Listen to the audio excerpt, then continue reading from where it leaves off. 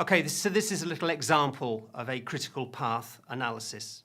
Now, if you remember in the lecture 3, we did an example just looking at the dependencies. And the first thing you need to do in a network analysis example is the dependencies. In an exam, I would recommend you sketch out your dependencies first.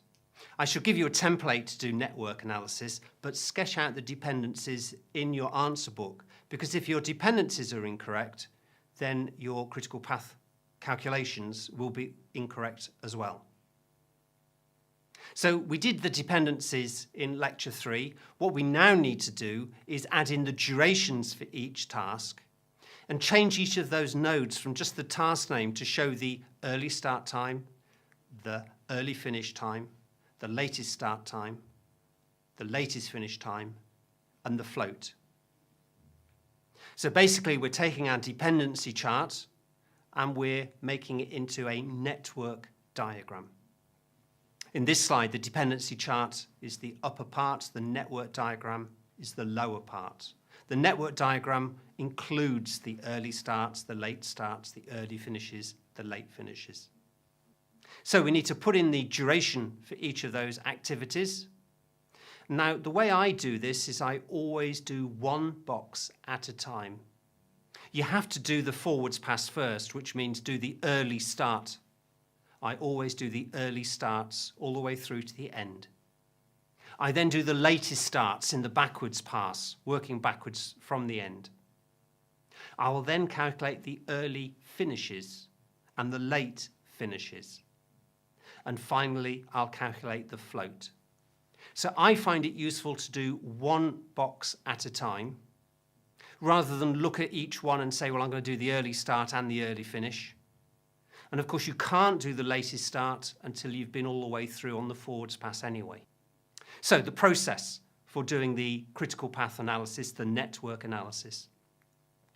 The example will be shown to you as a table, a list of tasks, a list of dependencies, a list of durations. First thing you need to do, get the dependencies correct. Write them into your answer book as a little dependency diagram. Then add the durations. Do the forwards pass to calculate the earliest starting time. You cannot do the latest starting time. You cannot do the backwards pass until you've gone forwards doing the early starting time.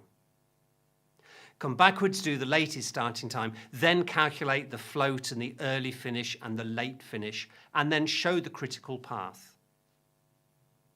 Now, in the lecture, at this point, I shall pause, switch to the visualizer, and encourage you to have a go.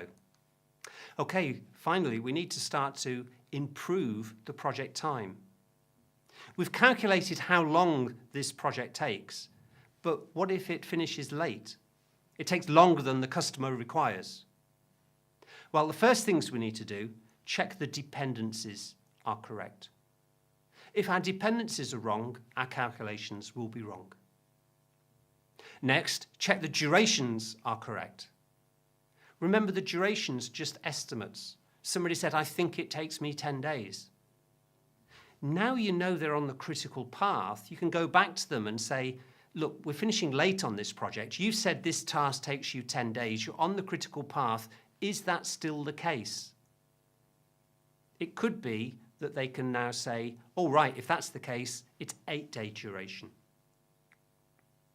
Okay, if our dependencies are correct, our durations are correct, we need to reduce the duration of the tasks. And the next slide suggests some methods for that. Or, and as a last resort, remove some of the tasks from the project. Now, if we don't do some of the tasks, we're not going to achieve the functionality requirements for the project.